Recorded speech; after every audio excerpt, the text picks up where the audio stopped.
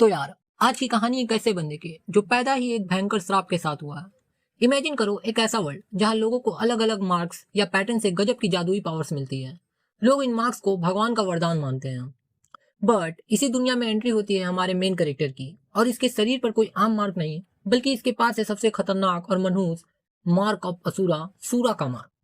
इस मार्क का सिर्फ एक ही रूल है, हमारा एमसी जहां भी कदम रखेगा वहां सिर्फ और सिर्फ भयंकर तबाही, डिस्ट्रक्शन और मौत ही आएंगी।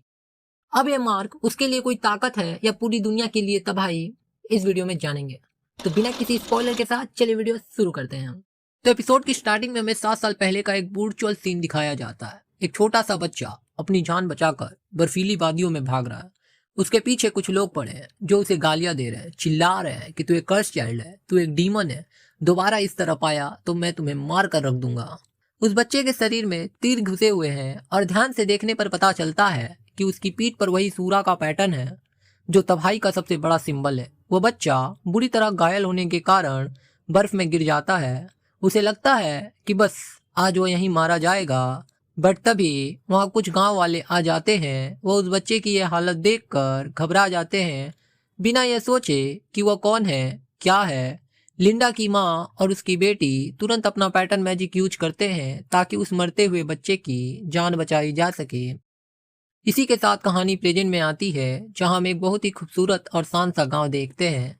गांव के कुछ बुजुर्ग दो गुंडे पर चिल्ला रहे होते हैं, इस गांव में सूरा का पैटर्न वाला कोई भी इंसान नहीं है, तुम लोग यहाँ से चले जाओ। जब ये बात वो गुंडे अपने लीडर को बताते हैं, तब लीडर गुस्से में बस अपनी एक उंगली आगे बढ़ाता है और पलक झपकते ही उस गुंडे को बेरहमी से मार देता है।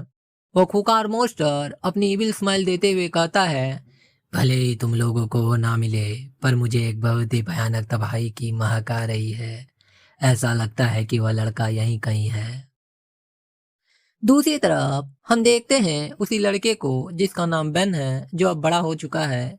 वो लिंडा के साथ एक पेड़ के पास छिपा हुआ है। तभी लिंडा की माँ उससे आकर पूछती है कि तुम हमेशा इसी जगह पर क्यों छुपते हो। बेन बहुत इमोशनल होकर बताता है कि ये वही जगह है जहाँ 7 साल पहले आपने और गांव वालों ने मेरी जान बचाई थी, इसलिए मुझे यह जगह सबसे अच्छी लगती है। पीछे लिंडा की मदर कारा मुस्कुरा रही होती है और लिंडा बेन की टांग खींचते हुए मुस्कुराती है। सभी लोग काफी हंसी मजाक कर रहे होते हैं और माहौल एकदम खुशी से भरा होता है। तभी सीन शिफ्ट होता है और हमें बताया जाता है कि आज रात बेन और लिंडा की शादी होने वाली है। गांव वाले एक बड़े से बोनफायर के आसपास जश्न मना रहे हैं। लिंडा सबके सामने पूरे कॉन्फिडेंट के साथ चिल्लाकर कहती है कि वह बेन को हमेशा खुश रखेगी। लेकिन बेन के चेहरे पर अभी भी एक अजीब सा डर और गिल्ट है। वो अपनी नजरें झुकाकर सबसे माफी मांगता है। वह कहता है कि सिर्फ उसकी वजह से आज फिर गांव में वो अजीब लोग आए थे। बेन अपना दर्द बयान करते हुए कहता है, मैं आज तक हर जगह गया, जहां भी गया वहां सिर्फ जंग और तबाही ही आई, इसलिए उसे आज भी नहीं पता कि इस मनहूस सूरा के पैटर्न के साथ उसे यहाँ रहने का हक भी है या नहीं। बेन की ये बातें सुनकर लिंडा उसके सिर पर एक चपाट लगाती है। वो उसे बहुत ही प्यार से समझाती है कि पगले, अगर गांव वालों को तुझसे डर लगता तो वो 7 साल पहले तुझे बचाते ही क्यों।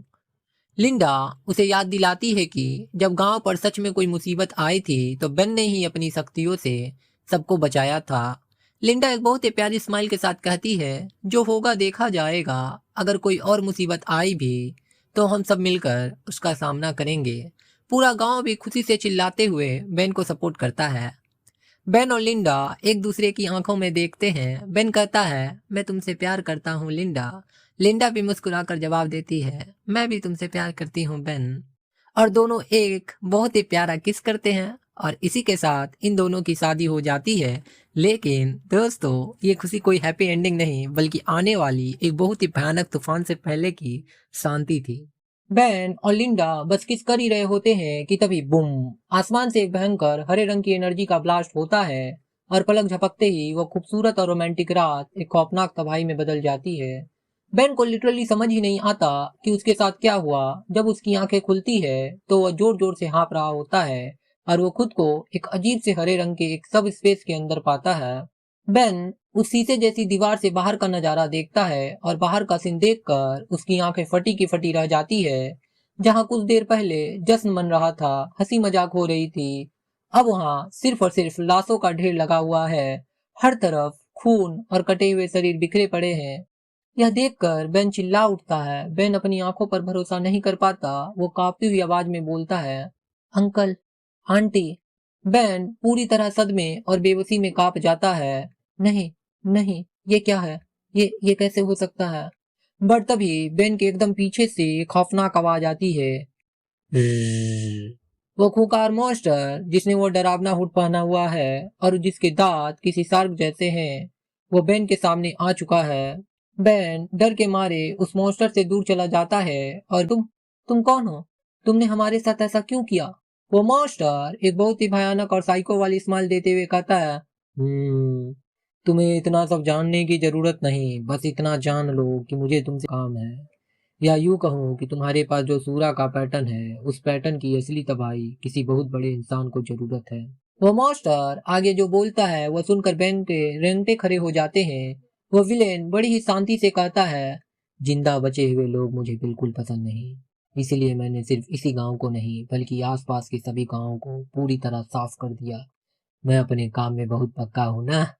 विलेन बेन की आंखों में घूरते हुए कहता है, मेरी तुमसे कोई पर्सनल दुश्मनी नहीं है, मैं तो बस ऑर्डर्स फॉलो कर रहा हूँ, इसलिए मुझे ज्यादा कोसना मत।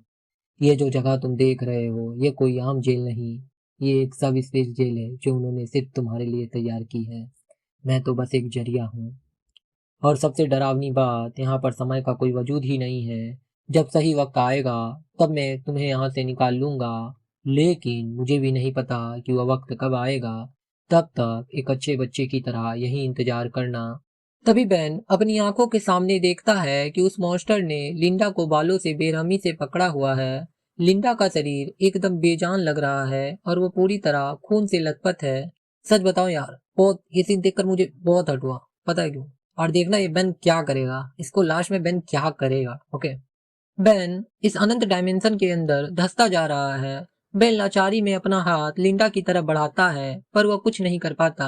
लिंडा उसी हालत में बस कहती है, जिंदा रहना बेन। बेन की आंखों से तो गिरता है। बाहर उसकी लिंडा, उसका गांव, उसकी पूरी दुनिया हमेशा के लिए खत्म हो चुकी है। और वो मॉन्स्टर अपने पावर से बेन को पूरी तरह से उस डायमेंशन में कैद कर देता है, लॉक कर देता है। इस सब स्पेस के अंदर बेन अब पूरी तरह से टूट चुका है। उसकी आंखों के सामने बार बार लिंडा और उसके गांव वालों की लाशें घूम रही है। बेन सोचता है, काश काश मैंने पहले ही मौत को गले लगा लिया होता तो शायद आज लिंडा और मेरे परिवार वाले जिंदा होते। बेन का दिमाग इस वक्त सुन पड़ चुका है। वो बस रोते हुए एक ही चीज लगातार बार बार दोहराता है, ये सब मेरी गलती है, ये सब मेरी गलती है। वो हजारों बार रोता है, गिड़गिड़ाता है। वो भगवान से कहता है, अगर तुम सच में हो तो मेरी किस्मत ऐसी क्यों लिखी। बेन अब पूरी तरह से हार मान चुका है। वो थक चुका है। वो कहता है, मैं थक गया हूँ, अब मुझे और नहीं जीना, मुझे बस अब शांति से मरना है। बेन अपनी आंखें बंद करके बस मौत का इंतजार कर ही रहा होता है कि तभी उसके कानों में लिंडा की आखिरी आवाज गूंजती है, मैं तुमसे प्यार करती हूँ बेन, ये सब तुम्हारी गलती नहीं।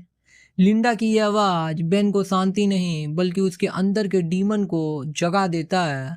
बेन की आंखें अचानक से खुलती है और अब वो पूरी तरह से लाल और खौफनाक हो चुकी है। बेन पागलों की तरह चिल्लाता है, नहीं नहीं लिंडा नहीं, ये सब मेरी गलती है, मैं इतनी आसानी से कैसे मर सकता हूँ। बेन गुस्से में अपनी पूरी ताकत से चिल्लाता है कि अभी मुझे तुम्हारा बदला लेना है, मैं कैसे मर सकता हूँ, मैं अभी नहीं मर सकता। और जैसे ही बेन चिल्लाता है, उस सब स्पेस के सारे मॉन्स्टर उसे मारने के लिए आगे बढ़ पड़ते हैं। लेकिन इस बार बेन भागने वालों में से नहीं, मारने वालों में से था। वो अपने उस पैटर्न को पूरी तरह से एक्सेप्ट कर लिया है। बेन कहता है, अगर ये पैटर्न सिर्फ तबाही लाता है तो मुझे कोई फर्क नहीं पड़ता, क्योंकि जो तबाही मेरी जिंदगी में हुई है उससे बदतर और कुछ नहीं हो सकता। बेन उन मॉन्स्टर को वार्निंग देते हुए चीखता है, तुम्हें मेरी तबाही की शक्तियाँ चाहिए थी ना, तो रुको, अब मैं तुम्हें दिखाऊंगा कि असली तबाही क्या होती है।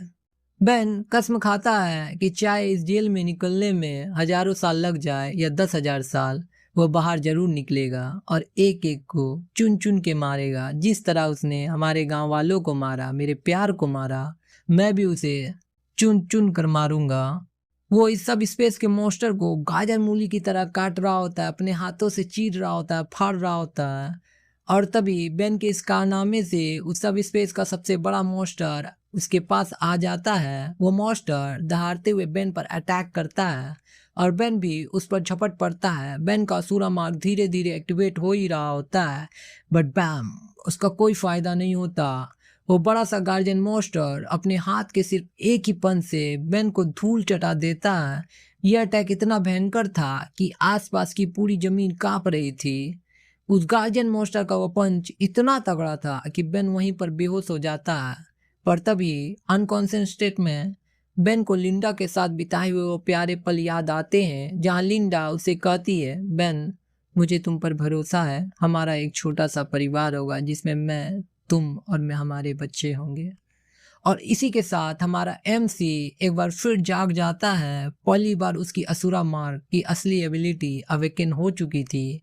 बेन की बॉडी में अचानक से अजीब चेंजेस आने लगते हैं। उसकी पूरी बॉडी एक खतरनाक डार्क ऑरा से घिर जाती है। ऐसा लग रहा था जैसे नर्क का कोई असली डीमन जाग रहा हो। एक बहुत ही पावरफुल ब्लास्ट के साथ उसकी एनर्जी चारों तरफ फैल जाती है। उसने असुरा के 666 वेपन की पावर को अवेकन कर लिया था। बेन की बॉडी पर एक सॉलिड आर्मर आ जाता है और उसकी स्ट्रेंथ पहले से कई गुना बढ़ गई थी। बेन इस वक्त इतना खतरनाक लग रहा था कि उसे देखकर ऐसा लग रहा हो कि हेल का कोई डीमन या असुरा ही आ गया हो। बेन अपनी इस गॉड लेवल ताकत को देखते हुए सोचता है, अगर ये ताकत उस दिन मेरे पास होती तो शायद मेरा कोई अपना नहीं मारा जाता। यहाँ हमें पता चलता है बेन की असली ताकत, द 666 असुरा पावर की एक ability, the fist of annihilation. ये कोई आम एबिलिटी नहीं है, बल्कि इसकी तबाही उतनी ही ज्यादा होगी जितना यूजर का मैजिक पावर होगा। और इस वक्त बेन के अंदर अभी तबाही का समंदर था। अब बेन एक ऐसी स्टैंस लेता है जिसे देखकर उस जाइंट मॉन्स्टर को भी डर लग रहा होता। मॉन्स्टर को समझ आ गया था कि सामने खड़ा ये शख्स अब पहले वाला बेन नहीं रहा। बेन के चेहरे पर एक ऐसी इविल स्माइल आती है जिसे देखकर किसी की भी फट जाए। और फिर बूम, बेन का एक ही पंच उस गार्डियन मॉन्स्टर को कई सौ मीटर दूर फेंक देता है। ये सिर्फ एक पंच नहीं था, ये था बेन का 1500 सालों का गुस्सा, फ्रस्ट्रेशन। तब यहाँ पर बेन बिना रुके उस मॉन्स्टर पर जंप करता है और एक ऐसी खतरनाक फिश से अटैक करता है कि जो जाइंट मॉन्स्टर वहीं ढेर हो जाता है। इम्पैक्ट इतना भयानक था कि वह सब स्पेस जो सदियों से बंद था बेन की पावर से कांच की तरह टूटने लगता है। यह हमें बताया जाता है कि सब स्पेस में लड़ते लड़ते बेन को पूरे 1500 साल बीत चुके हैं, लेकिन रियल वर्ल्ड के हिसाब से सिर्फ 5 साल। सीन शिफ्ट होता है रियल वर्ल्ड पर। वहाँ वही गुंडे बैठे हैं जो बेन को मारने के लिए छोड़े गए थे। उनमें से एक बंदा हंसते हुए बोलता है, भाई, सब स्पेस के हिसाब से तो उसे गए 1500 साल हो गए हैं, लेकिन रियल वर्ल्ड में तो 5 साल ही बीते हैं। अब तक तो उसकी हड्डियां उस जेल में मिट्टी बन गई होगी। वह यह बोल ही रहा होता है कि तभी क्रैक, आसमान जैसे 2 टुकड़ों में फट जाता है। एक भयानक लाल रंग का धमाका होता है और पूरी तरह धरती हिलने लगती है। वो सब गुंडे हैरान होकर ऊपर देखते हैं, ये क्या हो रहा है। तभी धुएं के बीच से एक आवाज आती है, और हमारा हीरो बेन उनके ठीक पीछे खड़ा होता है। नीचे बैठा गुंडों का लीडर मुड़कर बेन को देखता है। उसे लगता है कि ये कोई मामूली सा लड़का है। बेन अपनी बेहद ठंडी आवाज में पूछता है, अभी कौन सा साल चल रहा है? लीडर हंसते हुए उसका मजाक उड़ाता है। वह उसे हल्के में ले रहा होता है, हाँ, कैसा अजीब लड़का है, तुझे पता भी नहीं साल 1500 चल रहे हैं क्यों? ये सुनते ही बेन अपने मन में कैलकुलेट करता है, साल 1500 मतलब इस रियल वर्ल्ड में सिर्फ 5 साल ही बीते होंगे। तभी लीडर अपने एक साथी को इशारा करता है। दूसरा गुंडा फुर्ती से बेन पर अपने हथियार तान देता है, लेकिन बेन के शरीर से टकराते ही उस गुंडे का हथियार चकनाचूर हो जाता है। ये देखकर दोनों गुंडों की आंखें फटी की फटी रह जाती है। बेन अपनी तिरछी निगाहों से उन्हें घूरता है और एक हल्की सी आवाज निकालता है। अगले ही पल बेन अपनी असुरा पावर को रिलीज करता है। वहां से एक बेहद भयानक और तगड़ी मानव वेव निकलती है। बेन अपने दाहिने हाथ में असुरा की पूरी ताकत को इकट्ठा करता है और उस गुंडे पर इतनी जोरदार अटैक करता है कि पलक झपकते ही वो लीडर और दूसरा गुंडा का आधा शरीर ही गायब हो जाता है। पास खड़ा दूसरा गुंडा ये देखकर सुन्न पड़ जाता है। उसका मुंह खुला का खुला रह जाता है, उसके तो तोते उड़ गए थे। बेन उसे एक बेहद कोल्ड लुक देता है जिससे वो गुंडा बुरी तरह कांपने लगता है। उसके पसीने छूटने लगते हैं।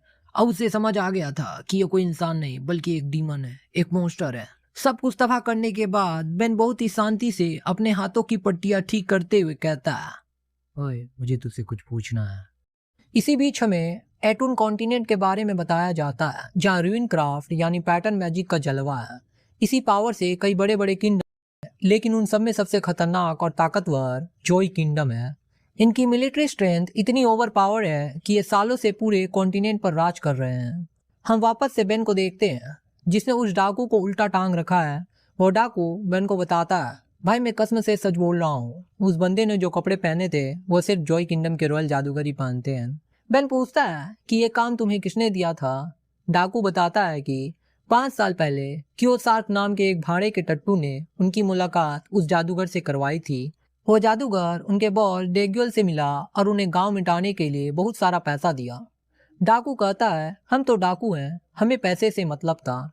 हमने पूरा गांव को बिना कोई सबूत छोड़े जला दिया। डाकू यह भी बताता है कि उसे वो ऑरेंज वाली वो लड़की याद है, अगर उसे बेचते तो अच्छा पैसा मिलता। अब ये सुनकर बेन का खून खौल उठता है और बेन एक ही पंच में उस गुंडे का खेल खत्म कर देता है। इसी के साथ सीन शिफ्ट होता है और हम देखते हैं डेग्युअल माउंटेन हाइड आउट, जो इन खतरनाक डाकुओं का मेन अड्डा होता है। यहाँ हम देखते हैं कि इन कमीनों ने कुछ मासूम बच्चों को पिंजड़े में बंदी बनाकर रखा है। 2 पहरेदार आपस में बात कर रहे होते हैं, वाह ये बच्चे तो एकदम फ्रेश हैं, इनको बेचने में मजा आएगा। हालांकि ये कुछ ज्यादा ही छटपटा रहे हैं। तभी एक दूसरा डाकू शराब लेकर उस गेट के पास आता है और कहता है, ओए दरवाजा खोल, इतनी देर क्यों लगा दी, मैं बढ़िया चीज लाया हूँ। बट तभी बूम, लकड़ी के भारी दरवाजे को चीरता हुआ एक मुक्का सीधे उस डाकू के मुंह पे लगता है। लिटरली उस बंदे का तो थोबड़ा ही पिचक जाता है और दरवाजा टूट कर उड़ जाता है। धूल छटती है और एंट्री लेता है अपना हीरो बेन। एक डाकू अपनी भारी कुल्हाड़ी लेकर बेन पर हमला करता है, लेकिन बेन उसे अपने हाथों से ही रोक लेता है। वो डाकू कई सारे अटैक करता है, लेकिन बेन हवा में उसे डॉज कर रहा हो आगे बढ़ता है। उसके मुंह पर इतना भयानक पंच मारता है कि वो बंदा जमीन में धंस जाता है। फिर हम देखते हैं कि बेन उन गुंडों को मार के घसीटते हुए अंदर ला रहा होता है, जिसे देखकर आसपास के गुंडे चौंक जाते हैं। उन्हें कुछ समझ ही नहीं आ रहा होता कि आखिर चल क्या रहा है। बेन आगे बढ़ता है और उन बच्चों को बंदी बनाने वाले डाकुओं से कहता है, तुम कीड़े मकोड़ों ने यहाँ डाकुओं का गैंग बना रखा है, तुम्हारा लीडर कहाँ है, मुझे उससे बात करनी है। डाकू कहते हैं कि तेरी इतनी हिम्मत, तुझे पता भी है तू खड़ा कहाँ है। लेकिन तभी वहाँ पीछे से एक भारी और खौफनाक आवाज आती है, पीछे हटो। ये कोई और नहीं बल्कि उनका लीडर डेग्योल होता है। एकदम भीमकाय, मस्कुलर बॉडी और माथे पे एक अजीब सा मार्क होता है। डेग्योल अपने आदमियों पर चिल्लाता है, पीछे हटो बेवकूफो, मरना है क्या? ये लड़का मेरी तरह एक रूइन क्राफ्ट जादूगर है। यही हमें दिखाया जाता है डेग्योल के पास ब्लेड रूइन की पावर है। डेग्योल बेन से पूछता है, अब बता तुझे मुझसे क्या चाहिए छोटे जादूगर। बेन उसे घूरते हुए कहता है, मुझे एक सवाल पूछना है। 5 साल पहले जोई किंगडम के एक जादूगर ने तुम्हें एक काम दिया था और कियोसार्क नाम के बंदे ने वो मीटिंग करवाई थी। मुझे बस इतना बता दो कि वो कियोसार्क कहाँ है। अगर तुमने बता दिया तो मैं तुम सबको जिंदा छोड़ दूंगा। ये सुनकर डेग्युअल के चेहरे पर एक खतरनाक इविल स्माइल आ जाती है और वो कहता है, ओह मैं तुझे बताता हूँ ना। और इसी के साथ डेग्युअल अपने ब्लेड रूइन की पावर का यूज करते हुए एक जोरदार अटैक बेन पर करता है, जिसे बेन पलटी मारकर दूर पीछे जाकर गिरता है। डेग्योल अपनी पावर फ्लेक्स करते हुए कहता है, बच्चे तुम्हें अपनी उम्र से ज्यादा बात नहीं करनी चाहिए। बेन जहाँ गिरता है वहाँ सब कुछ टूट चुका है। बेन उसी हालत में कहता है, मुझे लगा ही था कि बातचीत से काम नहीं बनने वाली है। और भाई साहब, बेन अपनी असुरा की पावर को एक्टिवेट करता है, जो देखने में पूरी तरह से बैडस लग रहा होता है। सीन की शुरुआत होती है ठीक वहीं से जहाँ डेग्योल एक शैतानी स्माइल के साथ कहता है, ओह मैं तुझे बताता हूँ ना। लेकिन अगले ही सेकेंड वो बिजली की स्पीड से बेन की तरफ झपटता है और पूरी ताकत से चिल्लाता है, मैं कियोसार्क का पता तेरी लाश को बताऊंगा साले। बेन पर एक बेहद तगड़ा वार करता है, जिससे बेन काफी दूर जाकर गिरता है। लेकिन बेन हंसते हुए कहता है, मुझे पता ही था कि यह मामला बातों से हल नहीं होने वाला। और इसी के साथ बेन अपनी असुरा पावर को ऑन कर लेता है, एक्टिवेट कर लेता है। डेग्योल कुछ समझ पाता उससे पहले ही बेन उसके एकदम करीब पहुंचता है और एक जोरदार पंच सीधे उसके मुंह पर जड़ देता है। खून की धार छूट पड़ती है। डेग्योल को अब समझ आ चुका था कि यह लड़का कोई आम इंसान नहीं है।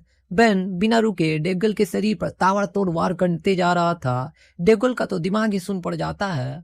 वह बौखलाकर अपने राइट हैंड में ब्लेड की पावर इस्तेमाल करता है और एक खतरनाक काउंटर अटैक करता है, जिससे बेन बड़ी आसानी से डॉज कर लेता है। डेग्योल चिल्लाता है, तूने इससे तो डॉज कर लिया, अब इससे बचकर दिखा। अपने हाथों से एक भयानक बवंडर बनाता है जिससे अनगिनत नुकीले स्टोन ब्लेड्स निकल रहे थे और वो सीधे जाकर बेन पर लग रहे थे। डेगुएल अपनी इस चाल पर बड़ा खुश हो रहा होता है, लेकिन धुआं छटने पर जो नजारा दिखता है उसके होश उड़ जाते हैं। इतने खतरनाक हमलों के बाद भी बेन अपनी जगह से 1 इंच भी नहीं हिला था। ये छोटे मोटे ब्लेड्स उस पर एक खरोच तक नहीं ला पा रहे थे। डेगुएल की आंखें फटी की फटी रह जाती है। वो हकलाते हुए कहता है, तू तू तू मूव कैसे कर पा रहा है? अब तक तो तुम्हारी बॉडी के टुकड़े टुकड़े हो जाने चाहिए थे। बेन अपनी खूंखार लाल आंखों से उसे घूरते हुए बेहद ठंडी आवाज में कहता है, तेरा यह दर्द बहुत हल्का है, इससे ज्यादा मेरी खाल छिलेगी। मैंने जिस दर्द के दलदल को झेला है उसके सामने ये तो कुछ भी नहीं। यहाँ हमें बेन के खौफनाक पास्ट की एक झलक दिखती है, जहां अनगिनत डरावने चेहरे और चीखती हुई आत्माएं तड़प रही होती है। बेन एक डेविल जैसी स्माइल देता है और अपना असुरा आर्मर समन करते हुए कहता है, मुझे हंसाना बंद कर, इस हल्की सी खुजली को तू दर्द कहता है। ये सुनकर डेगुएल को ईगो बुरी तरह से हट हो जाता है और वो पूरी तरह से पगला जाता है। वो पागलों की तरह चिल्लाता है, वाह, और अपने राइट हैंड में ब्लेड की पूरी पावर को इकट्ठा करके एक बहुत बड़ा डायमंड हैंड बना लेता है। वो हंसते हुए बेन पर टूट पड़ता है, तो इसे झेल कर दिखा साले। इस वक्त बेन का असुरा आर्मर पूरी तरह से एक्टिवेट हो चुका था, लेकिन बेन इस अटैक को खत्म करने के लिए असुरा की अपनी सबसे खतरनाक ability the feast of annihilation का इस्तेमाल करता है। एक तरफ डेगुएल का विशाल हमला और दूसरी तरफ हमारे एमसी का खौफनाक मुक्का। जैसे ही दोनों में क्लैश होता है, भयंकर तबाही मच जाती है। बेन का फिस्ट ऑफ एनिलेशन इतना ज्यादा पावरफुल था कि डेगुएल का ऊपर का आधा बॉडी पलक झपकते ही भाप बनकर गायब हो जाता है। यही नहीं, बेन की पावर का इम्पैक्ट इतना ज्यादा भयानक था कि एक खतरनाक लेजर बीम पीछे के पूरे इलाके को चीरते हुए निकल जाती है। डेगुएल के चिथड़े उड़ने के बाद बेन बचे हुए गुंडों की तरफ मुड़ता है और कहता है, लीडर तो गया, अब तुम लोगों की बारी है। ये खौफनाक मौत देखकर उन गुंडों की रूह तक कांप जाती है। कुछ ही पलों में बेन एक आखिरी गुंडे को छोड़कर बाकी सभी को बेरहमी से मौत के घाट उतार देता है। बेन खून से सने उस आखिरी गुंडे के पास जाता है और पूछता है, तो अब तू बता, वो क्यूसार कहाँ मिलेगा? वो बंदा डर से थर थर कांपते हुए बताता है कि वो अभी नॉर्डिया किंगडम में है। वो गुंडा गिड़गिड़ाते हुए कहता है, तो तुमने प्रॉमिस किया था कि सब कुछ बताने के बाद तुम मुझे छोड़ दोगे। बेन उसे देखकर हल्का सा हंसने लगता है। हा। बेन को हंसता दे फ्लो फ्लो में वो बेवकूफ गुंडा भी साथ में हंसने लगता है। और तभी क्रैक, बेन एक ही पल में उसकी गर्दन को मरोड़ देता है और अपनी ठंडी आवाज में कहता है, तुझे हंसने को किसने कहा था? और इसी के साथ उस आखिरी गुंडे का भी खेल खत्म हो जाता है। वो अपने मन में सोचता है, अगर मेरे बस में होता तो मैं अभी के अभी जॉय किंगडम पर हमला कर देता, लेकिन मैं इन 2 कौड़ी के गुंडों पर यकीन करके कुछ भी नहीं कर सकता। बेन आसमान की तरफ देखकर भारी और दर्द भरी आवाज में कहता है, भले ही थोड़ा टाइम लगे, लेकिन मुझे उस कमीने कियोसाक से मिलकर ये खुद कंफर्म करना होगा कि मेरी फैमिली, मेरे गांव वाले, मेरे आंट लिंडा को किसने मारा। इसलिए लिंडा, अंकल, आंट, प्लीज बस थोड़ा सा इंतजार कर ले। इसके बाद जब बेन पीछे मुड़ता है तो हमें बहुत ही भयानक नजारे को दिखाया जाता है, जहां बेन ने मारे गए गुंडों की लाशों को एक के ऊपर एक जमा कर एक बहुत बड़ा सा पिलर बना दिया था। ये नजारा इतना डरावना था कि किसी के भी पसीने छूट जाए। बेन उस लाशों के पहाड़ को देखकर हंसते हुए कहता है, तब तक के लिए मेरा ये छोटा सा तोहफा कबूल करें। मुझे पता है मेरे अंदर कोई आर्टिस्टिक सेंस नहीं है, लेकिन अभी के लिए इसी से काम चला ले। ये अपने फैमिली से कह रहा होता है। बेन अपने हाथों में जलती हुई मसाल को उस लाशों के ढेर में फेंक देता है और बड़े स्वैग से वहां से निकल जाता है और कहता है, अब बारी है नॉर्डिया किंगडम की। देखते हैं नॉर्डिया किंगडम में मुझे क्यूसार्क मिलता है या नहीं। सीन शिफ्ट होता है, हमें नॉर्डिया किंगडम की गिल्ड स्ट्रीट दिखाई जाती है, जहां सब कुछ एकदम नॉर्मल लग रहा होता है। लोग आराम से घूम रहे होते हैं, लेकिन अगले ही पल बैम, बिना किसी वार्निंग के एक जोरदार मुक्का पड़ता है। वो मुक्का इतना भयानक होता है कि सामने वाले का चेहरा खून से भर जाता है, उसके दांत टूट जाते हैं। बेन ने उस आदमी का नक्शा ही बिगाड़ दिया था। वो बंदा कांपते हुए घुटनों के बल बैठा होता है और हकलाते हुए कहता, अना अना डाल्टन, वो औरत जानती है जिसे तुम खोज रहे हो। ये सुनते ही बेन का काम हो जाता है। वो उस गुंडे की वहीं तड़पते हुए छोड़कर आगे बढ़ने लगता है। तब हमें उस जगह का नजारा दिखाया जाता है कि बेन ने सिर्फ एक बंदे को नहीं, बल्कि वहां मौजूद सभी बंदों को पेल दिया था। पूरे रास्ते में खून और लाशें बिछा दिए थे। बेन उनके ऊपर से बड़ी स्वैग से निकलता है और जाते जाते कहता है, इन्फॉर्मेशन के लिए शुक्रिया। बेन अपने मन में सोचता है, तो अगली बातचीत के लिए मुझे पता लगाना होगा कि एना डाल्टन आखिर है कहाँ, क्योंकि वही एक लड़की है जो मुझे बता सकती है कि मेरे फैमिली को मारने वाला कौन था। बेन गली में आ जाता है। उसके चेहरे पर सीरियसनेस होती है। वो खुद से कहता है, ऐसे हालात में एक पल की भी देरी बर्दाश्त नहीं कर सकता। मुझे सब कुछ देख देख कर चलना होगा, सोच सोच कर चलना होगा, क्योंकि इस बात की कोई गारंटी नहीं कि जो कल हुआ वो दोबारा नहीं होगा। लेकिन दोस्तों, आखिर कल ऐसा क्या हुआ? कहानी में हमें एक दिन पहले ले जाती है। बेन दर्द से चीख रहा था। उसके शरीर से लाल रंग की माना वेव निकल रही थी। आह, यह मेरी magic power out of control हो रही है। हमें बताया जाता है कि मैजिक पावर इस यूनिवर्स में फैले उस इनविजिबल पार्टिकल्स जैसे हैं। जो इंसान इन्हें कंट्रोल करता है वो सॉर्सरर कहलाता है और उसकी बॉडी उस पावर को होल्ड करने वाली वेसल्स होती है। लेकिन अगर ये मैजिक पावर बेकाबू हो जाए तो इंसान की मौत पक्की है। मैं समझ गया था उसकी बॉडी बम की तरह फट सकती है, इसलिए उसने अपनी ज्यादातर पावर सील कर दी। अब वो सिर्फ थोड़ी सी ताकत के साथ लड़ेगा। बेन सोचता है अगर मैंने बची हुई मैजिक पावर का गलत इस्तेमाल किया तो इस बार सिर्फ बाल नहीं कुछ और ही जल जाएंगे। इससे हमें पता चलता है कि बेन के वो लंबे लंबे बाल कटे नहीं बल्कि उसकी out of control magic power से जल गए थे।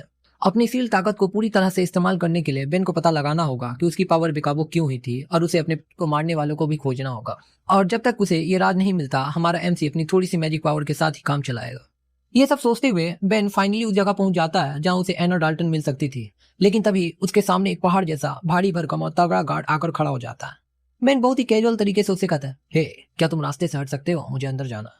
वो गार्ड बेन को घूरते हुए भारी आवाज में कहता है, मैडम एना डाल्टन अभी इस जगह का इस्तेमाल कर रही है, वापस लौट जाओ। एना डाल्टन का नाम सुनते ही बेन की आंखें लाल चमक उठती है। वह एक बहुत ही खौफनाक स्माइल देते हुए कहता है, ऐसा है क्या, तुम्हें मुझे ये बात पहले बतानी थी कि मैं बिल्कुल सही जगह पर आया हूँ। और इसके पहले कि वो गार्ड कुछ समझ पाता, पैम, बेन अपनी बिजली जैसी स्पीड से एक जोरदार मुक्का सीधा उस गार्ड के मुंह पर जड़ देता है। मुक्का इतना भयानक था कि उस गार्ड के मुंह से खून का फव्वारा फूट पड़ता है और वो धड़ाम से जमीन पर गिरकर सीधा बेहोश हो जाता है। बेन उस गार्ड के पास गुजरता है और बहुत ही एटीट्यूड में कहता है, सॉरी, बस वहीं पड़े रहो और थोड़ी देर सो जाओ। इसके बाद बेन एक बड़े से दरवाजे को खोलकर अंदर घुसता है। अंदर का नजारा किसी शाही बाथ हाउस था या स्विमिंग पूल जैसा लग रहा था। एक धुएं से भरे रूम के अंदर आगे बढ़ता है। उसके सामने 3 गार्ड्स खड़े होते हैं। तभी उस धुएं के बीच में से एक औरत की कड़क आवाज आती है, कौन है वे तू, मैंने कहा था ना कि आज मुझे कोई गेस्ट नहीं चाहिए। वो आवाज गुस्से में आगे कहती है, तू अभी कभी यहाँ से दफा होता है या नहीं। लेकिन अपना बहन उसे इस धमकी से रत्ती भर भी फर्क नहीं पड़ता। वो अपनी जेब में हाथ डाले हुए एकदम कैजुअल तरीके से कहता है, मैं क्योसाक नाम के एक मशीनरी को ढूंढ रहा हूँ। मैंने सुना है यहाँ कोई है जो उस कमीने को अच्छी तरह जानता है। ये सुनकर पानी के अंदर बैठी वो औरत थोड़ा हैरान होती है। वो धुएं के बीच से बेन को घूरती है और डार्क एटीट्यूड के साथ कहती है, हिम्मत तो देखो, कोई सर की ओसार को सीधे उनके नाम से बुलाने की जुर्रत कर रहा है। बच्चे, तुझे पता है ना कि तू यहाँ मरने वाला है और किसी को इसकी भनक तक ना लगेगी। बेन उसकी तरफ देखता और एकदम ठंडी आवाज में कहता है, तुम्हारा ये रिएक्शन देखकर लग रहा है कि मैं बिल्कुल सही इंसान के पास आया हूँ। ये सुनते ही वो औरत जोर जोर से हंसने लगती है, क्या पागल लड़का है ये। और गाय यहीं पर हमें पता चलता है कि ये लड़की कोई आम लड़की नहीं बल्कि ब्लैक मार्केट की नंबर 1 इंफॉर्मेशन ब्रोकर एना डाल्टन है। एना डाल्टन एक बहुत ही शैतानी स्माइल के साथ अपने गुंडों को हुक्म देती है, इस छोटे से बच्चे का मुंह फाड़ दो और उखाड़ कर मेरे पास लेकर आओ। इतना सुनते ही वहाँ खड़े 3 खतरनाक बंदे यस मैडम चिल्लाते हुए अपना माना रिलीज करते हैं। उनके चारों तरफ पर्पल कलर की एनर्जी फैलने लगती है और देखते ही देखते वो गार्ड 3 आई वुल्फ डीमन में ट्रांसफॉर्म हो जाते हैं और बेन की तरफ गुर्राने लगते हैं। वो तीनों खतरनाक भेड़िए एक साथ बेन पर झपटते हैं, लेकिन अपना एमसी अपनी जगह से 1 इंच भी नहीं हिलता। वो बस एक हल्की सी स्माइल देता है और कहता है, बस इतना ही। जैसे ही पहला भेड़िया बेन को काटने के लिए हवा में उछलता है, बेन कैजुअल तरीके से अपना हाथ उठाता है और ब्रूसली की तरह पंच उसके मुंह पर जड़ देता है। यही नहीं, एक और तेज पंच उसके सीने पर पड़ता है और उसका खेल खत्म। यह देखकर बाकी के 2 भेड़िए हवा में ही कांप जाते हैं। इससे पहले कि वो पीछे हट पाते, बेन पलक झपकते ही स्विंग करके उनके आगे आ जाता है। वहाँ अपना असुरा की ability the feast of annihilation का यूज करता है और एक ही पंच में उन दोनों की बॉडी को चीर कर रख देता है। इस पंच का फोर्स इतना ज्यादा था कि पीछे की बिल्डिंग पूरी तरह से टूट जाती है और उसमें एक बहुत बड़ा होल हो जाता है। और ये सब इम्पैक्ट मात्र और मात्र बेन के द फीस्ट ऑफ एनिलेशन से हुआ था। ये सब देखकर भी एना डाल्टन को ज्यादा फर्क नहीं पड़ता। वो बेन से कहती है कि वैसे भी क्योसार्क यहाँ पर नहीं है। बेन पूछता है, तो फिर वो है कहाँ। अपनी सिगरेट जलाते हुए वो कहती है कि ओसार को नाम मैंने पहले भी सुना है, लेकिन बच्चे मेरी इन्फॉर्मेशन फ्री में नहीं आती, इसके लिए पेमेंट चाहिए। बेन बिना पलक झपकाए पूछता है, कितना। एना धुएं छोड़ते हुए कहती है, 10,000 गोल्ड। ये अमाउंट सुनते ही बेन के चेहरे पर टेंशन आ जाती है। वो कहता है, इतना ज्यादा। एना एटीट्यूड में वापस आते हुए बताती है कि क्योसार की इन्फॉर्मेशन बहुत ही वैल्यूबल है, इसलिए एकदम फेयर प्राइस है। बेन सोच में पड़ जाता है। उसके पास इतने पैसे तो नहीं होते हैं, लेकिन उसे ये इन्फॉर्मेशन हर हाल में चाहिए। वो एना की आंखों में सीधा देखते हुए कहता है, मेरे पास अभी तो इतने पैसे नहीं, लेकिन मैं जल्द ही आऊंगा। जैसे ही बेन जाने लगता है वैसे ही एना कहती है, तुम क्योसार को ढूंढ क्यों रहे हो। ये सुनते ही बेन की आंखों में एक डेंजरस लुक आता है और वो कहता है, तुम अपने काम से मतलब रखो। एना मन ही मन सोचती है, गट्स तो है लड़के में, अब पैसे कमाने के लिए बेन पहुंच जाता है मसनरी स्ट्रीट। वहां वो एक मसनरी के रूप में अपना रजिस्ट्रेशन करा लेता है। मन ही मन वो एना डाल्टन के बारे में सोच रहा होता है कि वो लड़की जितना सिंपल दिखती है उतनी है नहीं। तभी रिसेप्शनिस्ट उसे समझाता है कि अगर उसे ज्यादा पैसे कमाने हैं तो पहले एक्सपीरियंस गेन करना पड़ेगा, क्योंकि वो अभी एक रूकी है, एक नया है, तो उसे कमाने में बहुत मेहनत लग सकते हैं। तभी एंट्री होती है एक मिस्टीरियस लड़की की। हमें बताया जाता है कि ये लड़की लियोन एटी उर्फ सार्लेट 18 साल की। वो आकर कहती है कि उसे एक ऐसी रिक्वेस्ट देनी है जिसमें एक बिल्कुल फ्रेश स्कॉट चाहिए। यह सुनकर रिसेप्शनिस्ट बेन की ओर इशारा करता है। सार्लेट पूछती है, क्या तुम मेरी इस रिस्पॉन्सिबिलिटी एक रात के लिए उठा सकते हो? यह सुनते ही बेन और रिसेप्शनिस्ट दोनों चौंक जाते हैं। रिसेप्शनिस्ट बेन को कहता है, भाई भाई तेरी तो लग गई, तुम्हें होटल जाना होगा। लेकिन बेन एकदम साफ शब्दों में कहता है, मैडम इसके लिए आपको किसी और को खोजना चाहिए, मैं उस टाइप का लड़का नहीं हूँ। और वहां से शांति से निकलने लगता है। साइलेंट समझाने की कोशिश करती रह जाती है, अबे तुम गलत हो, तुम गलत समझ रहे हो, मेरा मतलब था कि तुम एक रात के लिए मेरे बॉडीगार्ड बन जाओ। तभी एक मोटा सा घमंडी मसनरी वहां आ जाता है और बदतमीजी करते हुए कहता है, मैडम मैं कैसा रहूंगा तुम्हारे लिए? साइलेंट मना करती है, लेकिन वो मोटा उसके साथ जबरदस्ती करने लगता है। यह देखकर बेन को बिल्कुल अच्छा नहीं लगता। वो उस मोटे से कहता है, हाथ हटाओ उस लड़की से। मोटा गुस्से में पलटता है, कहता है, क्या है बे? बेन अपना ठंडा किलिंग इंटेंट रिलीज करते हुए रिपीट करता है, मैंने कहा हाथ हटाओ। हमें एक दूसरी जगह का सीन दिखाया जाता है जहां कुछ गुंडे एक किसान की फैमिली को मारकर उनके ऑर्गन्स निकाल रहे होते हैं। ये मिस्टीरियस ग्रुप इसी तरह मासूम लोगों को मारकर स्मगलिंग का काम करते हैं, किडनैपिंग का काम करते हैं, उनके ऑर्गन्स बेचते हैं। यहीं पर वो एक बहुत ही इंपॉर्टेंट बात करते हैं। कल जो लियोन हाउसहोल्ड की बेटी को किडनैप करने का जॉब था, उसके लिए 3 बेस्ट आदमियों को स्टैंड बाय पर रखो। तभी उनके लीडर सर मार्केल की एंट्री होती है। वो एक इंसान को हवा में लटका कर उसको टॉर्चर कर रहा होता है। वो क्लियरली धमकी देता है कि ये किडनैपिंग का काम अच्छे से हो जाना चाहिए, वरना अंजाम बहुत बुरा होगा। तभी सीन शिफ्ट होता है। हमें वापस से मसनरी गिल्ड के एक रेस्टोरेंट का सीन दिखाया जाता है जहां अपना मेन कैरेक्टर बेन एकदम मस्त भुक्कड़ों की तरह खाना खा रहा होता है। पर ट्विस्ट यहाँ यह है कि वो किसी कुर्सी पर नहीं बल्कि उसी मोटे मसनरी के ऊपर बैठकर खाना खा रहा होता है जिससे पहले उसने फाइट की थी। उसकी क्लाइंट शार्लेट इस बात से बहुत परेशान होती है क्योंकि पूरे रेस्टोरेंट की अटेंशन उनके ही पास जा रही होती है। वो चिल्ला कर कहती है, ऐसे कौन खाना खाता है? पर बेन उस इंसान को अपनी कुर्सी मान चुका है, उसका अलग ही मतलब समझ लेता है और कहता है, अब तुम मुझसे ये मत कहना कि तुम्हें भी बैठना है। सार्लेट मन ही मन सोचती है कि ये गधा पहले तो इस मोटे को कुत्ते की तरह पीटा, अब उसी में बैठकर खा रहा है, इसको समझाकर कोई फायदा नहीं। इसके बाद दोनों बिजनेस पर आते हैं। बेन पूछता है, तुमने मुझे एस्कॉर्ट के लिए हायर किया है, मुझे तुम्हें कहाँ तक लेकर जाना है? शार्लेट एक मैप निकालती है और बताती है कि उन्हें नोडिया किंगडम से उयाना किंगडम के बॉर्डर तक जाना है। जंगल के शॉर्टकट से जाएंगे तो बस एक दिन लगेगा। लेकिन बेन कोई बेवकूफ तो है नहीं, वो सीधा शार्लेट की आंखों में देखता है और एक बहुत ही डेंजरस सवाल पूछता है, एक सिंपल से एस्कॉर्ट मिशन के लिए 10,000 गोल्ड कुछ समझ नहीं आया। मुझे तो बहुत बैड फीलिंग आ रही है।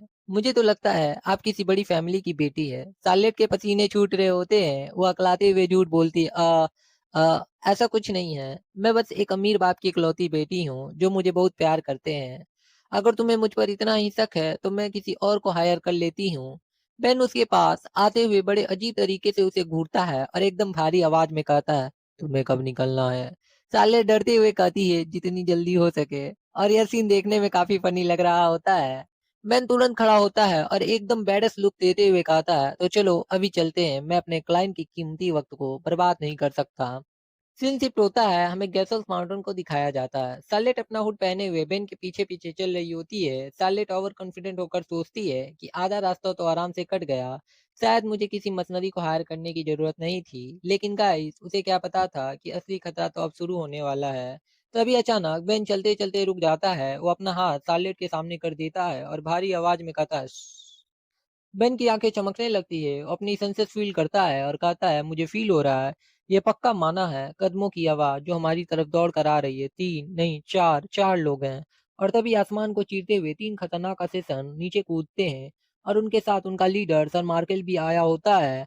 सर मार्केल हवा में ही अपने गुंडों को चिल्लाकर ऑर्डर देता है, ये लियोन फैमिली की बेटी है, इसे जिंदा पकड़ना। तीनों असेसन बेन पर अटैक कर देते हैं। बेन इसे रोकता है, लेकिन तीसरा असेसन सार्लेट को कैप्चर करने जाता है। बेन तुरंत उन दोनों को दूर फेंकते हुए तीसरे असेसन को एक जोरदार किक मारता है जिससे उसकी बॉडी पर एक दाग हो जाता है। बेन तुरंत सार्लेट को पकड़कर दूर चला जाता है। बेन अपनी डार्क और रेड माना रिलीज करता है और अपने हाथों में बंधी कुछ सील की पट्टियां खोल देता है, जिससे एक जबरदस्त ब्लैक और रेड माना निकलने लगती है। बेन लाल आंखों से पीछे मुड़कर सार्लेट को घूरता है और कहता है, आज के बाद चाहे हालात जो भी हो, मेरे पीछे से बाहर निकलने की कोशिश मत करना। बेन उन खुंखार गुंडों से पूछता है, तुम लोग कौन हो भाई? क्या तुम डाकू हो? असिसन कहते हैं, उस लड़की को छोड़ दो, यही तेरे लिए अच्छा होगा। बेन एकदम ठंडे दिमाग से डील करता है, अगर तुम मुझे 10,000 गोल्ड दे दो तो मैं खुशी खुशी यहाँ से चला जाऊंगा। गुंडे उसे बेवकूफ कहते हैं। फाइट शुरू होती है और एक असिस्टेंट लड़ते लड़ते कहता है, मुझे लगा था कि तुम एक रूइन क्राफ्टर होगे, लेकिन तुम तो बस एक बच्चे हो। यह सुनकर बेन को भयानक गुस्सा आ जाता है। वो पलक झपकते ही उन दोनों के पास पहुंचकर बहुत सारे खतरनाक पंचेस मारने लगता है, duck duck duck duck duck, और फिर अपनी फिस्ट ऑफ एनिलेशन के साथ उन दोनों का काम तमाम कर देता है, जिसका इम्पैक्ट बहुत दूर तक गया होता है। तभी जंगल से सर मार्केल बाहर आता है। बेन स्वैग में कहता है, ओह मुझे लगा था तुम भाग गए होगे। मार्केल कहता है, तुम अभी बच्चे हो जिसने कुछ समय पहले ही माना का यूज करना सीखा है, तुम्हें क्या लगता है इन कीड़े मकोड़ों को मारकर तुम अपने आप को पावरफुल समझ रहे होगे क्या? मैं तो सोच रहा हूँ कि अगर तुम्हारा ऑर्गन निकाल कर बेचा जाए तो काफी पैसे मिलेंगे। ऐसे भी सोर्सरर के ऑर्गन काफी महंगे बिकते हैं। और यहीं पर मार्केल अपना सबसे पावरफुल लेजर अटैक बेन पर छोड़ देता है। उसी पल बेन सार्लेट से कहता है, तुम एक नॉर्मल मर्सन की बेटी नहीं लगती, सही कहा ना? और इससे पहले कि सार्लेट कुछ समझ पाती, बेन उसे पकड़कर उसे डेडली अटैक के बिल्कुल सामने कर देता है। सार्लेट के होठ उड़ जाते हैं, वो चिल्लाती है, बैन के घोड़े, लेकिन अटैक उसके पास आकर अचानक मुड़ जाता है। सार्लेट और मार्केल दोनों एक साथ चिल्लाते हुए, क्यों क्रेजी बास्टर, तू पागल इंसान कहीं के। यहाँ तक कि मार्केल भी हैरान था कि एक ऐसा बॉडीगार्ड है जो क्लाइंट को आगे कर देता है। लेकिन दोस्तों, अपना बैन बहुत ही स्मार्ट था। वो सार्लेट को समझाता है कि उसे पता था कि मार्केल उस पर अटैक नहीं करेगा। ये बंदा एक सॉर्सरर है, उसका गोल तुम्हें मारना नहीं, जिंदा पकड़ना है। इसलिए उसने अपना अटैक आखिरी पल में घुमा लिया। और फिर बैन कहता है, अब मैं तुम्हें दूर जंगल में फेंकने वाला हूँ, सेफ लैंडिंग करना। सार्लेट को समझ पाती उससे पहले बेन उसे दूर हवा में फेंक देता है और सार्लेट चिल्लाते हुए जाती है, कुत्ते कमीने, साले जानवर कहीं के। मार्केल गुस्से में कहता है, पहले मैं तेरे टुकड़े टुकड़े करूंगा, फिर उस लड़की को पकड़ने जाऊंगा। यहीं पर हमें मार्केल की असली ताकत का पता चलता है। उसके पास एक बहुत ही रेयर साइकोनेसिस ड्यून है, जिससे वह फिजिकली और दूर से दोनों तरह से अटैक कर सकता है। मार्केल शॉक वेव्स और साइकोनोसिस सील का यूज करता है, जिससे बेन के फिजिकल पंचेस का उस पर कोई असर नहीं हो रहा होता। बेन समझ जाता है कि ये कोई आम एनिमी नहीं है। मार्केल हंसते हुए बेन को ऑफर देता है, तुम लड़ने में काफी अच्छे हो, क्या तुम मेरे लिए काम करोगे? वो लड़की तुम्हें कितना ही दे देगी? बेन कहता है, 10,000 गोल्ड। मार्केल हंसता है, ये तो हमारी कमाई का एक चौथाई भी नहीं। हम तो बस गांव वालों को मारकर उनके ऑर्गन्स बेचकर इतना कमा ही लेते हैं। और ये बातें वो ऐसे बोल रहा था कि जैसे कि बहुत अच्छा काम कर रहा हो। और गाइस, मार्केल ने यहीं पर अपनी जिंदगी की सबसे बड़ी गलती कर दी थी। मासूम लोगों के मारे जाने की बात सुनकर बेन का दिमाग खराब हो जाता है। वो एक अजीब सी स्माइल देता है और कहता है, मुझे तुम जैसे लोगों का ही वेट था। बेन अपनी सील की हुई पावर को पूरी तरह से रिलीज करने लगता है। उसका असुरा रूइन एक्टिवेट हो रहा होता है और उसकी बॉडी के चारों तरफ एक मैसिव रेड और ब्लैक माना घूमने लगती है। ये देखकर वो मॉन्स्टर पहली बार डरता है। बेन की स्पीड अब इतनी बढ़ चुकी थी कि मार्केल की स्ट्रांग सील भी लगातार अटैक्स राइट से लेफ्ट, लेफ्ट से राइट झेल नहीं पा रही होती है और एक ही सेकंड में चकनाचूर हो जाती है। देखते ही देखते बेन एक ही बार में मार्कल का हाथ उखाड़ देता है। मार्कल दर्द से चिल्लाता है, "या!" बेन एक जोरदार मुक्का मार्केल के सीने पर मारता है और मार्केल दूर जाकर फेंकाता है। मार्केल गुस्से में अपना सबसे powerful attack blood strike Ben पर कर देता है, लेकिन बेन उसे अपने नंगे हाथों से ही ब्लॉक करने लगता है। मार्केल घबराकर पूछता है, तुम्हारी और मेरी माना लेवल एक ही लेवल पर है। ये देखकर मार्केल के पसीने छूट जाते हैं कि बेन अपने हाथों से ही उस अटैक को रोक लिया है। मार्केल घबराकर पूछता है, तुम्हारी और मेरी माना लेवल एक ही है, तो तुम इसे कैसे रोक सकते हो? बेन अपना पूरा किलिंग इंटेंट मार्केल पर छोड़ता है और कहता है, इडियोटिक बास्टर, तुम्हें लगता है तुम और मेरी लेवल एक ही है? मार्केल समझ जाता है कि उसके सामने कोई इंसान नहीं, एक रियल मॉन्स्टर खड़ा है। जैसे वो भागने की सोचता है, बेन पलक झपकते ही उसके पास आता है और अपनी फीस्ट ऑफ एनिलेशन से उसके सीने को चीर कर रख देता है। और यहीं पर मार्केल का भी खेल खत्म हो जाता है। बेन बड़े ही स्वैग में अपने हाथों की पट्टियों को वापस बांध लेता है और कहता है, चलो अब उस लड़की को देखते हैं। तभी सीन शिफ्ट होता है। हमें इस दुनिया के पैटर्न मैजिक के बारे में बताया जाता है। ये कोई आम जादू नहीं, ये एक ऐसी पावर है जिसे कोई अपनी पूरी बॉडी को खतरनाक ब्लेड्स में बदल सकता है, अलग अलग तरह के पावर को पोजेस कर सकता है, स्पेस और टाइम को चीर सकता है और यहाँ तक कि पहाड़ों के बीच को फाड़ सकता है। ये सुपरनेचुरल पावर यूनिवर्स के सारे रूल्स और फिजिक्स के नियमों को तोड़ कर रख देती है। लेकिन गाइस इन अनगिनत पैटर्न मैजिक के बीच इतिहास का सबसे खतरनाक और सबसे श्रापित मैजिक पैटर्न ऑफ असुरा है और एटॉन कंटिनेंट का एक नया इतिहास अब जागने वाला है क्योंकि ये पैटर्न हमारे एमसी के पास है और हमारा एमसी कौन कौन सी तबाही मचाएगा हम इस वीडियो में देखेंगे। सीन शिफ्ट होता है और हमें उसी जंगल का सीन दिखाया जाता है जहाँ खौफनाक फाइट के बाद सार्लेट जमीन पर बैठी हुई है और वो बेन पर चिल्ला रही होती है, तुम अचानक से इस तरह मुझे क्यों फेंक दिए, क्या तुम पागल हो। वो लड़की भी बेन को घूरती है और पूछती है तुम भी मुझसे कुछ छुपा रहे हो ना। लेकिन अपना बेन एकदम रिलैक्स होता है, वो ठंडी आवाज में कहता है हाँ, जो भी हो मुझे तुम्हारे सीक्रेट जानने में कोई खास दिलचस्पी नहीं है। बेन सीधा अपने मतलब की बात पर आता है, मैंने वादे के मुताबिक तुम्हें सेफली यहाँ तक पहुँचा दिया है, अब मेरी पेमेंट निकालो। सार्लेट हकलाते हुए हाँ कहती है और उसे पूरे 10,000 गोल्ड के सिक्के का बैग दे देती है। पैसे मिलते ही बेन बिना एक पल बर्बाद किए वहां से मुड़ता है और कहता है ठीक है तो अब मैं चलता हूँ। यह देखकर सार्लेट उसे रोकना चाहती है, रुको, लेकिन फिर वो खुद को रोक लेती है और कहती है कुछ नहीं। अब चार्लेट मन ही मन सोचती है कि वो बेन को अपने साथ अपनी फैमिली स्टेट तक ले जाना चाहती थी, लेकिन फिर उसे लगता है कि इतने छोटे मसनरी को अपनी फैमिली को इस खूनी जंग में घसीटना सही नहीं होगा। वह गहरी सांस लेती है और सोचती है ये अफसोस की बात है लेकिन अब कुछ नहीं किया जा सकता। पीछे एक खूबसूरत सा सनराइज होता है और सार्लेट तय करती है कि सबसे पहले मुझे जल्दी से जल्दी फैमिली के पास वापस लौटना होगा। सीन शिफ्ट होता नॉर्डिया किंगडम में एना डाल्टन के तीसरे रेसिडेंस की तरफ। हम देखते हैं कि एना अपने थ्रोन पर बैठी हुई है, उसने एक सुअर जैसे मॉन्स्टर पर अपना पैर रखा हुआ है। बेन को देख कर एना एक स्माइल देती है और कहती है वाह, मुझे पता था कि तुम्हारे पास कोई ना कोई ट्रिक तो जरूर होगा। बेन बिना टाइम वेस्ट किए सीधा मुद्दे पर आता है, तो फिर देर किस बात की, मुझे वो इन्फॉर्मेशन दो जिसका तुमने वादा किया था। अब यहाँ पर एक छोटा सा ट्विस्ट आता है। एना कहती है जरूर, लेकिन मैं तुमसे इस काम की सिर्फ आधी ही पेमेंट ले पाऊंगी। ये सुनकर बेन थोड़ा हैरान होता है और पूछता है तुम्हारा मतलब क्या है ना। अपना सिगार पीते हुए सीरियस टोन में बताती है कि वो लॉर्ड क्योसार की एग्जैक्ट लोकेशन पता करने में फेल हो गई। वो कहती है कि वो इंसान हद से ज्यादा चालाक है और उसके बारे में कुछ भी पता करना लगभग नामुमकिन है। लेकिन एना हार मानने वालों में से कहाँ है, वो अपनी बड़ाई कर रही होती है और कहती है इसके बदले मैं तुम्हें एक ऐसे इंसान के बारे में बताऊंगी जिसके पास लॉर्ड क्यूसार की इंफॉर्मेशन और उसकी लोकेशन दोनों ही हो सकती है। पेन एक ठंडी सांस लेता है और कहता है हाँ ठीक है, मुझे बस उसी के बारे में बता दो। एना बेन से पूछती है क्या तुमने कभी तेज नाम के मर्सनरी ग्रुप के बारे में सुना है। बेन कहता है कि वो यह नाम पहली बार सुन रहा है।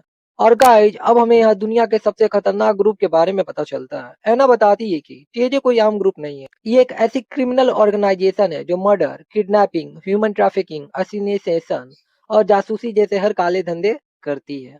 और सबसे बड़ी बात, इस खतरनाक टीजे ग्रुप का लीडर कोई और नहीं बल्कि खुद लॉर्ड क्यूसार्क है।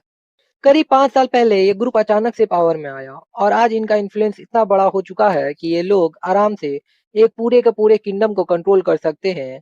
ये ऑर्गेनाइजेशन इतना विशाल हो चुका है कि ये हर चीज पर अपना दबदबा बना सकते हैं और इसी की वजह से टेजे का मेन बेस ढूंढना भी इम्पॉसिबल हो गया है, तो क्यूसार को ढूंढना तो बहुत ही दूर की बात है। लेकिन तभी है ना एक प्राउड और एटीट्यूड भरी स्माइल देती है और कहती है लेकिन मैं भी इतनी आसानी से हार मानने वाली कहाँ थी। मैंने उनके एक एग्जीक्यूटिव की लोकेशन और आइडेंटिटी निकाल ली है। वो बेन को एक वांटेड पोस्टर दिखाती है जिस पर एक खतरनाक आदमी की फोटो बनी है। एना बताती है ये रहा वो बंदा जिसके चेहरे पर ये जो लंबा स्कार है, वही इसकी आइडेंटिटी है। ये कोई ऐरा गैरा नतू कैरा नहीं है, एक बेहद ब्रूचुअल असेसन है जिसके पास पैटर्न ऑफ कंसीलमेंट यानी छिपने की जादुई ताकत है। और सबसे खौफनाक बात तो यह है कि इस बंदे ने आज तक अपनी कोई भी असिसिनेशन फेल नहीं की। एना आखिरी में कहती है चूंकि ये टेजे का एक बहुत ही खास आदमी है तो इसे पक्का पता होगा कि कियोसार्क इस वक्त कहाँ छिपा है। बेन एना की आंखों में देखता है और सीधा सवाल पूछता है तो वो असीसन इस वक्त कहाँ है। एना एक कस लगाते हुए कहती है मेरी इंफॉर्मेशन के हिसाब से उसे अभी उनका किंगडम की कैपिटल सिटी वेलहेला में होना चाहिए। तभी सीन शिफ्ट होता है वेलेला सिटी की ओर जहाँ में मार्केट क्लान का हेडक्वार्टर दिखाया जाता है।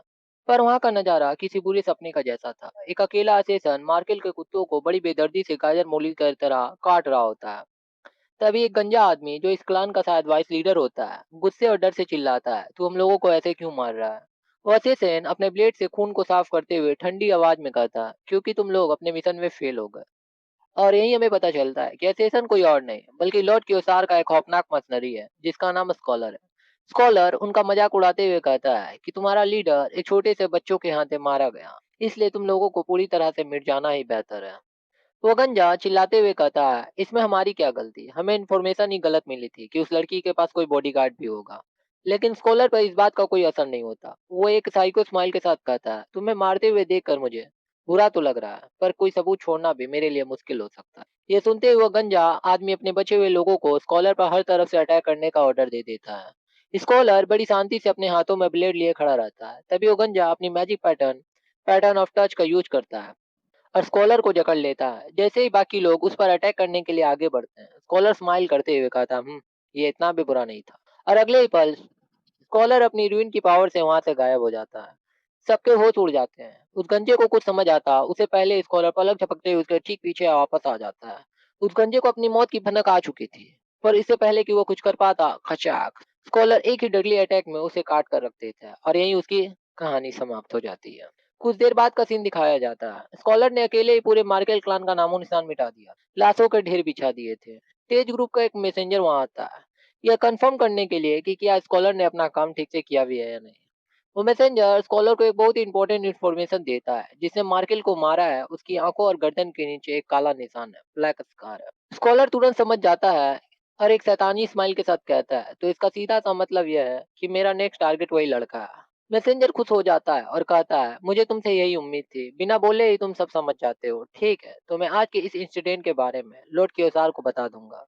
इतना कहकर वो वहां से चला जाता है। आखिर में हम देखते हैं कि स्कॉलर आराम से अपनी सिगरेट जलाता है, धुआं छोड़ते हुए आसमान की तरफ देखता है और एक डीप सस्पेंसफुल आवाज में कहता है, आंख और गर्दन के नीचे ब्लैक स्कार। सीन शिफ्ट होता है, हमें एक दूसरी जगह का सीन दिखाया जाता है, जहाँ दो मासूम बच्चे एक बहुत ही भयानक सिचुएशन में फंसे हुए हैं। उनके सामने एक विशालकाय और खौफनाक मॉन्स्टर खड़ा है, जिसके पेट के अंदर से भी खतरनाक दांत निकले हुए हैं। दोनों बच्चे डर के मारे कांप रहे हैं। उन्हें लगता है कि अब इस मौत के मुंह से बचने का कोई रास्ता नहीं। वो मॉन्स्टर उन्हें खाने के लिए अपना खौफनाक जबड़ा खोलता है और उन पर झपटने ही वाला होता है कि तभी एंट्री होती है अपने एमसी की। वो अपनी फिस्ट ऑफ एनिलेशन का यूज करता है और उस मॉन्स्टर पर एक ऐसा जोरदार अटैक करता है जिससे एक तगड़ी लाइट बीम निकलती है। इस एक ही झटके में उस मॉन्स्टर के बीच से दो टुकड़े हो जाते हैं और वो वहीं ढेर हो जाता है। बेन उन बच्चों से पूछता है, क्या तुम लोग ठीक हो? बच्चे बेन को शुक्रिया अदा करते हुए कहते हैं, आप हमारे सेवियर है, हमारी शॉप बगल में ही है, क्या आप रीपेमेंट के तौर पर वहाँ रुकना पसंद करेंगे? बेन मना करते हुए कहता है, मुझे माफ करना, लेकिन मैं द ब्लू नाइट नाम की एक शॉप ढूंढ रहा हूँ। क्या तुम्हें पता है वो कहाँ है? बच्चे खुशी से उछल पड़ते हैं, ये तो क्या कोइंसिडेंट है, वो तो हमारी ही शॉप है। तभी एक ब्लॉन्ड हेयर वाली लड़की बेन से उसका नाम पूछती है। अपना बेन तो ठंडे दिमाग का है, वो उस बच्ची को एक डरावनी और क्रीपी स्माइल के साथ कहता है, मेरा नाम बेन है। ये सुनकर वो लड़की कुछ पल के लिए सुन पड़ जाती है। अगले सीन में बेन उन बच्चों के साथ द ब्लू नाइट शॉप में पहुंच जाता है। अंदर जाते ही बेन देखता है कि इस पूरी जगह को सिर्फ कुछ छोटे छोटे बच्चे ही संभाल रहे हैं। बेन थोड़ा हैरान होकर पूछता है, क्या इस जगह को सिर्फ तुम बच्चे ही चला रहे हो?